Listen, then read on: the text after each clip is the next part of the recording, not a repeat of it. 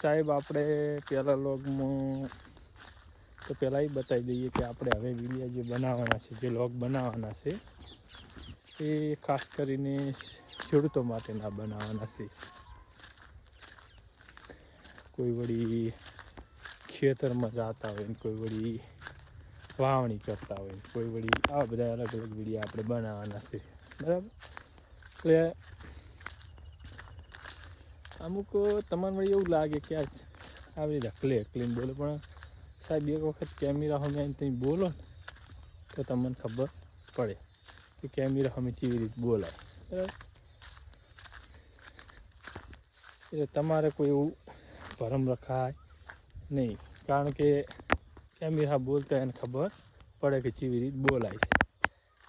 જે અમુક વિડીયો બનાવતા હશે એને ખબર હશે કે આપણે કેમેરા સામે બોલવું, કેવી રીતે બોલવું એમ.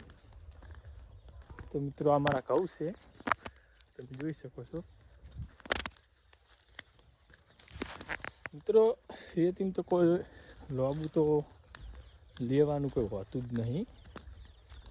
હા તો ઠીક છે કે ટાઈમ પાસ થાય, પછી વધે નહીં, ખાલી કાધું પીધું રાજ કરી હેડી જાય. ખેતી કરીને બિલ્ડિંગ ના બને કોઈ દાડે, કાપર જ રહે. બીજો કોઈ સાઈડમાં ધંધો હોય તો વળી હેડી જાય.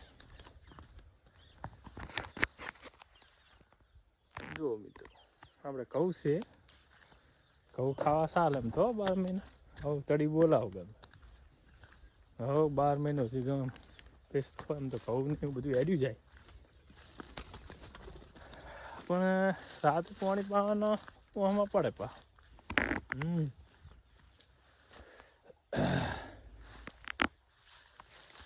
મિત્રો આપણે એવા લોગ બનાવવાના છે કે ખેતીમાં ઉપયોગી આવે એવી માહિતીઓ કોઈ અમુક હોય એ પણ જાણકારી આપણે આવે, કોઈ નુકસાન હોય, કોઈ એવી રીતની ગમે તે જે ઉપયોગી આપણે વિડીયા બનાવવાના હોય.